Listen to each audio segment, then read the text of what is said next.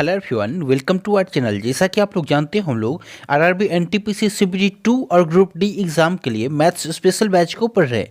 ये हमारा आज का क्लास नंबर 15 है। यदि इससे पहले के 14 क्लासेस को अब तक आप लोगों ने नहीं देखा है तो आप लोग हमारे चैनल के प्लेलिस्ट सेक्शन में जाना।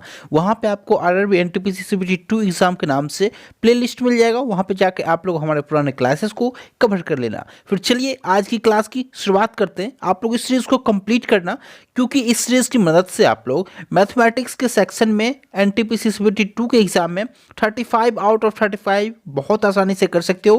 क्योंकि मैं आपको इस सीरीज में मैथ्स के प्रश्नों को विद इन सेकेंड सॉल्व करने का ट्रिक बताता हूँ, कॉन्सेप्ट बताता हूँ। किसी भी प्रश्न को आप लोग इस सीरीज की मदद से केवल और केवल 5 से 7 सेकेंडों में उड़ा दोगे। फिर चलिए आज की क्लास की शुरुआत करते हैं।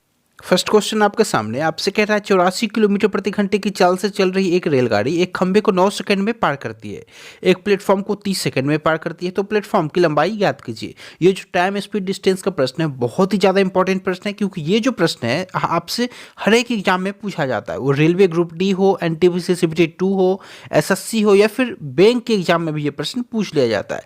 तो आप लोग कॉन्सेप्ट को क्लियर कर लो। देखो, सबसे पहले एक कॉन्सेप्ट आप लोग याद रखना, टाइम स्पीड एंड डिस्टेंस में पोल का और मेन का ऑलवेज लेंथ जो होता है 0 के इक्वल होता है। यहाँ से आपका एक कॉन्सेप्ट यहाँ से क्लियर हुआ हो तो हम लोग सबसे पहले प्रश्न को देखेंगे। 84 किलोमीटर प्रति घंटे की चाल से रेलगाड़ी चल रही है और क्या है, एक खंबे को पार कर रही है। तो देखो, हम लोग कॉन्सेप्ट पढ़ चुके हैं। क्या होता है, distance equals to speed into time. तो यहाँ पर डिस्टेंस क्या होगा, तो आप लोग को रेलगाड़ी का जो लेंथ होगा और जो खंबे का लेंथ होगा वो डिस्टेंस के बराबर होगा।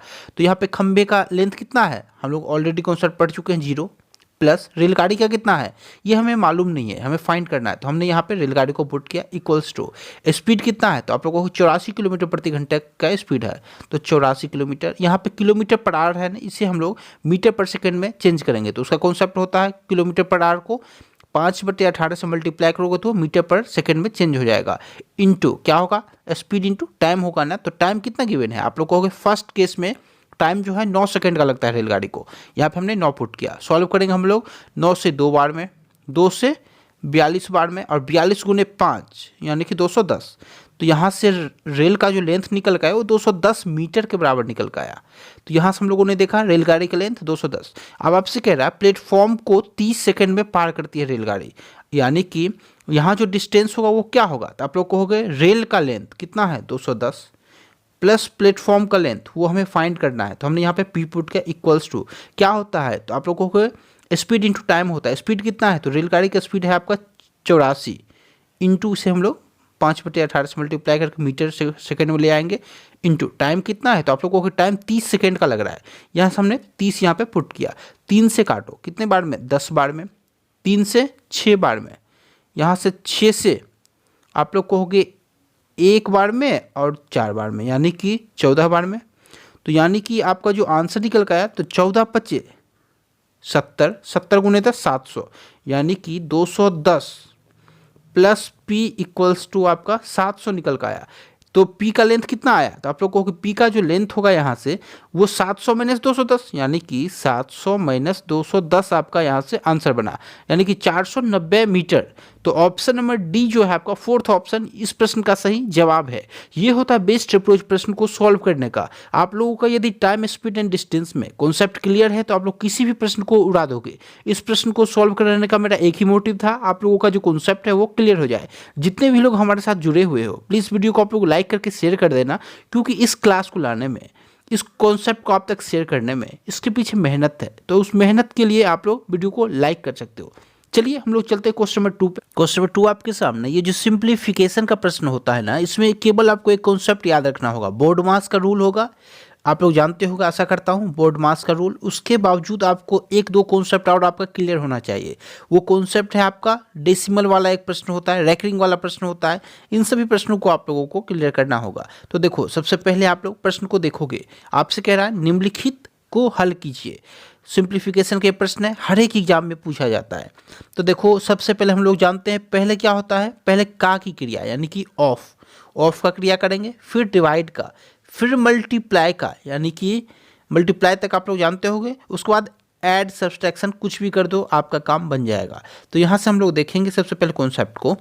पहले का, इसमें का है यानी कि ऑफ है, नहीं है। उसके बाद क्या, भागा का क्रिया होगा, डिवाइड का क्रिया होगा। इस क्रिया को हम लोग पहले करेंगे। जब 2 को आप लोग 10 से डिवाइड कर दो क्या हो जाएगा, 1/5। और इस 1/5 को यदि हम लोग इस 5 से मल्टीप्लाई करेंगे तो ये कंप्लीट आपका 1 के बराबर हो जाएगा, यहाँ से यहाँ तक। यहाँ से 1 आ गया आपका, और यहाँ से हम लोग जब सॉल्व करेंगे तो यहाँ 70 है, और यहाँ पे -10 कितना हो गया, 60। 60 और 15 75, 75 और +1 ये भी तो है आपका 76, यानी कि आपका 76 ऊपर आ गया। डिवाइड हम लोग करेंगे, नीचे क्या आ रहा है आपका, तो आप लोग को पहले तो का की क्रिया हम लोग करेंगे, फिर भागा की, फिर उसके बाद मल्टीप्लिकेशन। यहाँ से मल्टीप्लिकेशन क्रिया आप लोग सबसे पहले करोगे। 25 × 6 कितना होता है, आप लोगों को 150 होता है आपका, क्योंकि 25 × 4 100, 25 × 6 150, तो 150 और ये 2 152 हो गया आपका नीचे। तो कितने बार में जा रहा है, तो आप लोगों को 76 से 2 बार में जा रहा है, यानी कि आपका जो आंसर बना 1/2 के बराबर बना। ये होता है बेस्ट अप्रोच प्रश्न को सॉल्व करने का। आप लोगों को एग्जाम में ये जो प्रश्न है कंप्लीट नहीं लिखना है, आप लोगों को डायरेक्ट सॉल्व करना है पेपर पे। आप पार्ट वाइज बांट के करो, टाइम कम लगेगा, गलतियां कम करोगे। जैसे यहाँ पे मैंने पार्ट वाइज बांट दिया इसे, इसमें डिवाइड मल्टीप्लिकेशन का क्रिया था, इसे हमने पहले किया, यहाँ से जो निकल कर आया उसके बावजूद हमने बाकी के कॉन्सेप्ट को क्लियर करके उससे कंपेयर किया। तो ये होता है बेस्ट अप्रोच सिंप्लीफिकेशन के प्रश्न को सॉल्व करने का। चलिए हम लोग चलते हैं क्वेश्चन नंबर 3 पे। क्वेश्चन नंबर 3 आपके सामने, आपसे कह रहा है 20 से छोटी अभाज्य संख्याओं की संख्या ज्ञात कीजिए। देखो अभाज्य संख्या वो संख्या होती है जो कि 1 से और खुद से यानी कि सेल्फ से डिवाइड हो, बाकी के किसी नंबर से डिवाइड ना हो सके, वो आपका अभाज्य संख्या है। एग्जाम्पल के लिए मैं आपको बता दूं, यहाँ पे हमने 3 को माना। 3 क्या है, 1 से तो हर एक नंबर डिवाइड होगा, और साथ ही साथ 3 जो है ये या तो खुद से होगा या 1 से होगा, बाकी किसी नंबर से होगा क्या, आप लोगों को बिल्कुल नहीं होगा। तो यहाँ से जो आपका निकल गया ये 3 अभाज्य संख्या। इसी तरीके से 7 देखो, 9 7 देखो, उसके बाद 11 देखो, 9 नहीं होगा क्योंकि 9 आपका 3 से भी जा रहा है, 1 से भी जा रहा है, खुद से भी जा रहा है। तो ये होता है कॉन्सेप्ट।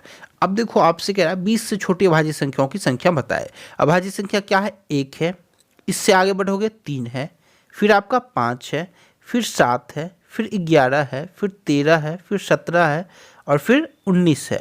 ये आपका यहाँ से कॉन्सेप्ट निकल के आया। तो यहाँ से हम लोग देख रहे हैं इसकी कुल संख्या आपसे पूछा जा रहा था, 1 2 3 4 5 6 7 8, तो कुल मिलाकर 8 है। तो ऑप्शन नंबर 4 इस प्रश्न का सही जवाब हो जाएगा। देखो इस प्रश्न को सॉल्व कराने का एक ही मोटिव था कि आपका जो कॉन्सेप्ट है अभाज्य संख्या को लेकर वह क्लियर हो सके। आपसे जो भी पूछेगा आप लोग सॉल्व कर दोगे इसके बाद। चलिए हम लोग चलते हैं क्वेश्चन नंबर 4 पे। नेक्स्ट प्रश्न आपके सामने, आपसे कह रहा है एक फल विक्रेता को ₹42 में 16 संतरे बेचने पर 25% लाभ प्राप्त होता है। तो ₹42 में ही उसने कितने संतरे खरीदे थे आपको बताना है। तो देखो आपसे यहाँ पे रुपीज़ में बात कर रहा है, एक फल विक्रेता को ₹42 में बेचने पर, यहाँ पे ₹42 में कितने खरीदे थे, यानी कि रुपीज़ से ये कंपेयर नहीं कर रहा है। ये कंपेयर हमें किससे कराना चाह रहा है, तो वो संतरे से कराना चाह रहा है, क्वांटिटी से कराना चाह रहा है, संतरे के क्वांटिटी से। तो हम लोग एक कॉन्सेप्ट जानते हैं, आपका रेट जो होता है ना वो इन्वर्स होता है, रेट कहो रुपीज़ कहो, वो इन्वर्स होता है किसके, तो क्वांटिटी के। यानी कि यदि आपका रेट बढ़ जाएगा तो हमारा जो क्वांटिटी है वो कम हो जाएगा, यानी कि रेट यदि मार्केट में बढ़ेगा तो आपका जो क्वांटिटी है सामान का वो कम होगा। तो ये कॉन्सेप्ट आप लोग ध्यान रखोगे। तो आपसे क्या कह रहा है, 16 संतरे बेचने पर 25% का लाभ प्राप्त होता है, यानी कि हम लोग हमेशा एक बात हमेशा ध्यान रखोगे, हम लोग 100 को बेस लेकर चलेंगे। यदि आपका लाभ 25% है तो 125 करोगे, हानि 25% का होता तो 75 करते। ये कॉन्सेप्ट आप लोग हमेशा ध्यान में रखोगे। तो क्या कह रहा है, 16 संतरे बेचने पर 25% का लाभ होता है, यानी कि 16/100। हमें जाना कहाँ तक है, 125 तक, क्योंकि क्वांटिटी का मामला है। यहाँ पर हम लोग रुपीज़ के ठीक इन्वर्स करते हैं, यानी हम लोगों को रुपीज़ में प्रॉफिट लॉस फाइंड करना होता है तो क्या हम लोग करते हैं, 125 से 100 पे जाते हैं। यहाँ पे क्वांटिटी फाइंड करना है तो हम लोग क्या करेंगे, 100 से 125 पे जाएंगे। सॉल्व करोगे आप लोग 25 से 4 बार में, 25 से 5 बार में, 4 से 4 बार में, यानी कि आपका जो आंसर है वो 20 आ गया। 20 संतरे, यानी कि उसने 20 संतरे खरीदे थे। ऑप्शन नंबर 3 इस प्रश्न का सही जवाब है। ये होता है बेस्ट अप्रोच प्रश्न को सॉल्व करने का। आशा करता हूं आप लोग समझ पा रहे हो, तो प्लीज वीडियो को लाइक कर देना। चलिए हम लोग चलते हैं नेक्स्ट सवाल पे। नेक्स्ट प्रश्न आपके सामने, ये टाइम एंड वर्क का बहुत ही ज्यादा फेमस प्रश्न है। हम लोग सबसे पहले प्रश्न को पढ़ेंगे। आपसे कह रहा है ए और बी एक साथ मिलकर किसी कार्य को 24 दिनों में पूरा कर सकते हैं। उन्होंने 18 दिनों तक यह कार्य किया और शेष कार्य को सी ने 10 दिनों में पूरा किया। ए बी सी एक साथ मिलकर इस कार्य को कितने दिनों में पूरा करेंगे, ये आपसे पूछ रहा है। तो सबसे पहले हम लोगों ने जैसा आप तक पढ़ रखा है, देखो मैंने आपको टाइम एंड वर्क का एक वीडियो प्रोवाइड कराया था, उसमें जितने भी बेसिक कॉन्सेप्ट होते हैं उन सभी कॉन्सेप्ट को आपसे डिस्कस किया था। तो उस वीडियो को यदि अब तक आप लोगों ने नहीं देखा है तो आप लोग हमारे चैनल के प्लेलिस्ट सेक्शन में जाना, वहाँ पे आपको मैथ्स स्पेशल के नाम से प्लेलिस्ट मिलेगा, वहाँ जाके आप लोग हमारे टाइम एंड वर्क क्लासेस को कवर कर लेना। आपसे कह रहा है ए और बी एक साथ मिलकर कार्य को 24 दिनों में पूरा कर सकते हो। यहाँ हमने ए प्लस बी को 24 दिनों में काम करा लिया।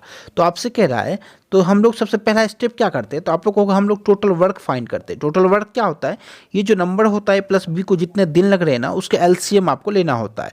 आप चाहो तो यहाँ पे 24 ले लो, 48 ले लो, 72 ले लो, जिसमें आपको सुविधा लगे, सब पे आंसर आपका सेम ही आना है। तो यहाँ पे हमने 48 मान लिया, जो टोटल वर्क इसका 48 रहा होगा। तो यहाँ पे इसके बाद हम लोग नेक्स्ट स्टेप क्या करेंगे, आपसे कह रहा उन्होंने 18 दिनों तक कार्य को किया। तो यहाँ से हम लोग देखेंगे इफिशियंसी कितना हो रहा है ए और बी का। तो आप लोग कहोगे 48 काम है टोटल और 24 दिन लग रहे हैं, तो इफिशियंसी कितना है, तो 2 वर्क पर डेज हो रहा है प्लस बी का एफिशिएंसी। यानी कि ये लोग जब 18 दिनों तक कार्य को करते हैं तो कितना कार्य कर डालेंगे। आप लोग कहोगे एक दिन में 2 काम, तो 18 दिनों में ए और बी मिलकर 36 काम कर देते हैं। तो काम कितना बच गया, आप लोग कहोगे 48 काम था, 36 काम हो गया, कितना काम बचा, तो आप लोग कहोगे 12 काम बच गया, 12 काम। तो यानी कि ये जो 12 काम है ये सी कर रहा है, कितने दिन में कर रहा है, तो आप लोग कहोगे 10 दिनों में कर डालता है 12 काम को। इफिशियंसी सी का कितना आएगा, 12/10, यानी कि 1.2 आ गया सी का एफिशिएंसी। अब आपसे कह रहा है ए बी सी तीनों मिलकर इस कार्य को कंप्लीट कितने दिनों में करेंगे। तो टोटल काम कितना है, 48 है, हमने यहाँ पे 48 लिखा।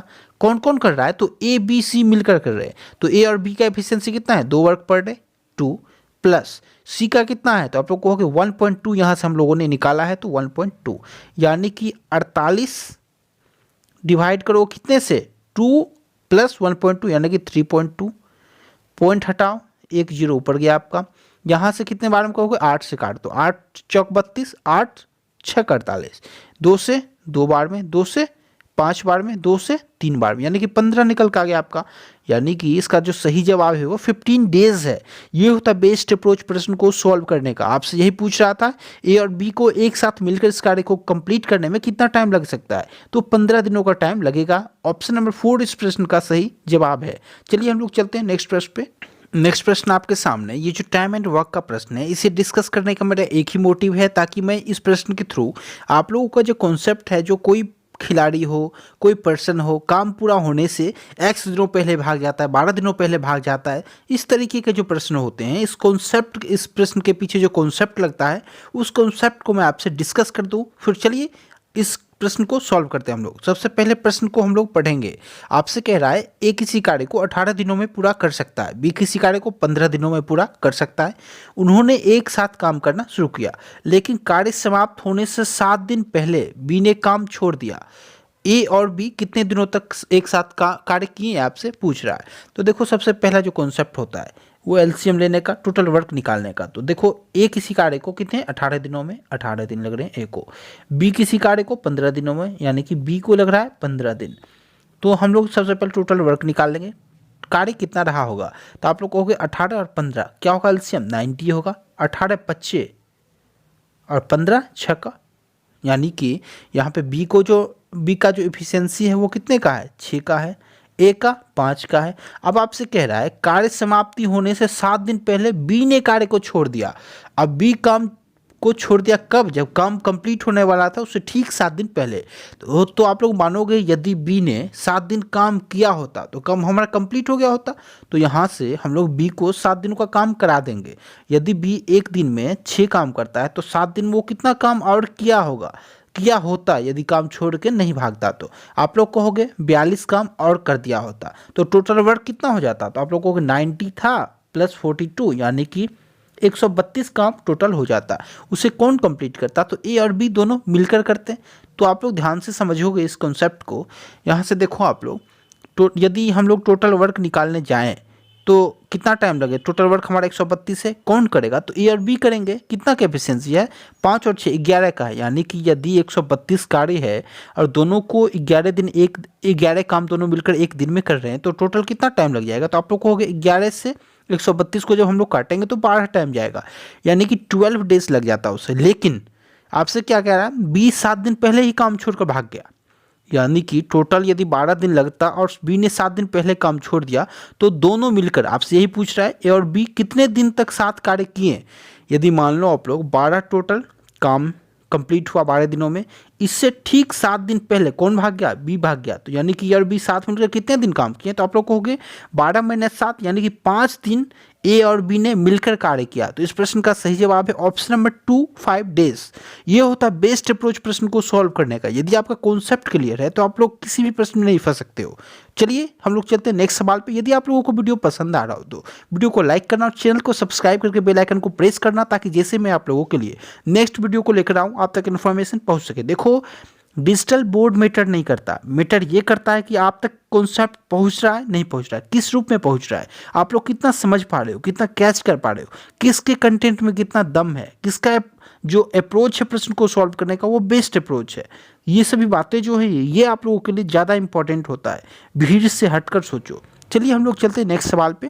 नेक्स्ट प्रश्न आपके सामने, ये जो प्रश्न है आपसे कह रहा है निम्नलिखित में से कौन सा 12 के 2/7वें हिस्से के 1/4 के 1/3 के बराबर है।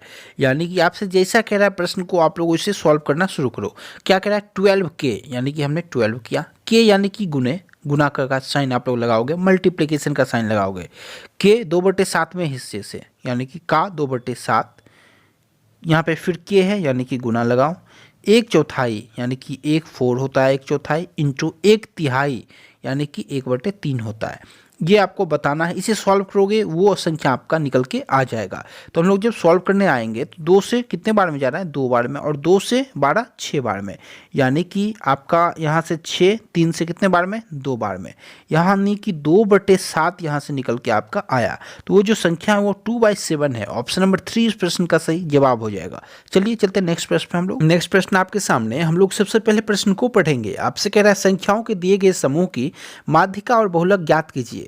आपके सामने ये संख्या है। तो देखो माध्य, माध्यिका, बहुलक, प्रसार, रेंज, इन सभी का जो कॉन्सेप्ट होता है वो मैंने एक वीडियो में कवर कराया है। आप लोग चाहो तो 5 से 7 मिनट देकर अपने जो कॉन्सेप्ट को वो क्लियर कर सकते हो। कॉन्सेप्ट जितने भी इस माध्य, माध्यिका, बहुलक से संबंधित कॉन्सेप्ट होते हैं, फॉर्मूला क्या होते हैं, इन सभी कॉन्सेप्ट को हमने एक वीडियो में कवर कराया है। वो जो वीडियो है वो आपको हमारे चैनल के प्लेलिस्ट सेक्शन में जाने पे, मैथ्स स्पेशल के नाम से प्लेलिस्ट सेक्शन होगा, वहाँ पे जाने पे आपको माध्य, माध्यिका, बहुलक का एक वीडियो दिखेगा। उस वीडियो को आप लोग देख लेना। आपके जितने भी कॉन्सेप्ट है वो केवल और केवल 5 से 7 सेकंड देकर सॉल्व हो सकते हैं। फिर चलिए मैं आपको यहाँ पे सॉल्व करके दिखा दे रहा हूँ। सबसे पहले बहुलक। बहुलक वो नंबर होते हैं जो कि मैक्सिमम टाइम रिपीट हुए होते हैं। तो यहाँ पे आप लोग देखोगे इस नंबर्स में कौन से ऐसे नंबर हैं जो सबसे ज़्यादा बार आए हुए हैं, वही आपका बहुलक होता है। तो आप लोग कहोगे 2 और 2 केवल 2 बार आया है, 3 1 बार आया है, 5 1 2 3, जबकि 6 1 बार, 8 1 बार, 9 1 बार, यानी कि 5 देखोगे तो वो 3 बार आया है, सबसे ज़्यादा टाइम रिपीट हुआ है। यानी कि आपका जो बहुलक होगा वही 5 होता है। तो बहुलक आपका 5 निकल कर आए, ये कॉन्सेप्ट होता है। तो यहाँ पे आप लोग ऑप्शन में देखोगे तो 2 ऑप्शन में यहाँ पे 5 गिवन है, यानी कि अब हमें माध्यिका भी फाइंड करना है। तो देखो माध्यिका का जो कॉन्सेप्ट होता है उसके पीछे 2 लॉजिक होता है। फर्स्ट आप लोग सबसे पहला जो स्टेप करते हो, इसे असेंडिंग ऑर्डर में सजाना होता है नंबर्स को। असेंडिंग ऑर्डर यानी कि बढ़ते हुए क्रम में ये सभी नंबर्स हैं। अब बढ़ते हुए क्रम आप लोग कैसे से सजा सकते हो, यानी कि सबसे छोटे नंबर को आप लोग सबसे पहले लिखोगे स्मॉल, उससे ठीक बड़े को उससे बाद, ऐसे करके आप लोगों को सजाना होता है असेंडिंग ऑर्डर में, यानी कि आरोही क्रम में। इसके बाद आप लोग देखोगे सेकेंड स्टेप क्या होता है। फर्स्ट हमने यहाँ पे असेंडिंग में सजा दिया। सेकेंड होता है आपका नंबर में एन को काउंट करना। ये जो टोटल नंबर है ना आपके सामने वो कितने हैं, यदि ये इवन नंबर हो या फिर ऑड हो। अब इवन ऑड कैसे फाइंड करोगे, तो यदि यहाँ पे हमने एन को काउंट किया, कितना है 1 2 3 4 5 6 7 8 9, यहाँ पे 9 है, यानी कि एन जो है आपका ये ऑड है। यदि 10 होता तो ये इवन होता। तो देखो इवन का अलग कॉन्सेप्ट होता है, ऑड का अलग कॉन्सेप्ट होता है। तो यहाँ पे ऑड का मैं आपको सॉल्व करके बता देता हूँ कि क्योंकि यहाँ आपसे ऑड पूछ रहा है। तो देखो ऑड का जो कॉन्सेप्ट होता है n+1/2 वहाँ पद होता है, यानी कि यहाँ पे n+2 वहाँ पद कौन सा होगा। तो आप लोगों को n कितना है, n 9 है, हमने अभी अभी काउंट किया, तो 9 +1/2 वहाँ पद, यानी कि क्या हो जाएगा 9 + 1 10/2, पाँचवा पद आपका यहाँ से निकल के आया। तो पाँचवा पद क्या है आपका, तो आप लोग कहोगे 1 2 3 4 5, पाँचवा पद हमारा 5 है, तो यहाँ से हमारा माध्यिका जो निकल कर आया वो 5 आया। तो ऑप्शन नंबर 4 जो इस प्रश्न का सही जवाब है, माध्यिका भी आपका 5 है और बहुलक भी 5 है। ये होता है बेस्ट अप्रोच प्रश्न को सॉल्व करने का। मीन, मीडियन, मोड, इन सभी के कॉन्सेप्ट को मैंने बहुत बखूबी तरीके से एक वीडियो में कवर कराया, तो आप लोग उस वीडियो को जरूर देखना। चलिए हम लोग चलते हैं नेक्स्ट प्रश्न पे। नेक्स्ट प्रश्न आपके सामने आपसे कह रहा है 121 मीटर लंबाई वाले आयत का क्षेत्रफल 44 मीटर की भुजा वाले एक वर्ग के क्षेत्रफल के बराबर है, तो आयत की चौड़ाई आपको ज्ञात करनी है। तो देखो, इसके पीछे एक ही मोटिव होता है इन लोगों का कि वो लोग आपसे कॉन्सेप्ट भी जान ले और आपसे ये भी जान ले कि आपका जो फार्मूला है वो क्लियर है या नहीं है। तो देखो, सबसे पहले आयत की लंबाई आपको गिवन है और उसका क्षेत्रफल जो है आयत का वो वर्ग के क्षेत्रफल के बराबर है। तो आयत का क्षेत्रफल क्या होता है? लंबाई गुने चौड़ाई। लंबाई कितना है? 121 है। चौड़ाई कितना है? तो आप लोगों को चौड़ाई हमें फाइंड करना है। चौड़ाई यहाँ से हमसे पूछ रहा है, यहाँ पे हमने x माना है। ये जो इसका क्षेत्रफल है किसके बराबर है? तो आप लोग कहोगे वर्ग के क्षेत्रफल, और वर्ग का क्षेत्रफल कितना है? तो आप लोग कहोगे भुजा स्क्वायर, और भुजा वर्ग का 44 मीटर के बराबर है, यानी कि क्षेत्रफल हो जाएगा 44 गुने 44, क्योंकि भुजा स्क्वायर होता है। यहाँ से हम लोग फाइंड करेंगे तो क्या निकल का आया? तो x का वैल्यू जो आपका निकल का आया वो 44 गुने 44 बटे 121 निकल का आया। अब इसे हम लोग जब कट करेंगे तो देखो, सबसे पहले आप लोग किससे काटोगे? तो 11 से काटो। 11 से 11 बार में, 11 से 4 बार में, फिर 11 से 4 बार में, यानी कि 4 गुने 4। एक्स का जो वैल्यू आया आपका निकल को 16 आया, यानी कि आयत की जो चौड़ाई वो 16 मीटर के बराबर है। तो ऑप्शन नंबर 2 इस प्रश्न का सही जवाब हो जाएगा। आशा करता हूँ आज को जो क्लास रहा आप लोगों के लिए इंपॉर्टेंट रहा हो, आप लोगों को पसंद आया हो। तो प्लीज़ वीडियो को आप लोग लाइक करके चैनल को सब्सक्राइब कर लेना। हम लोग मिलते हैं नेक्स्ट वीडियो में। आज के लिए इतना ही। Thank you so much.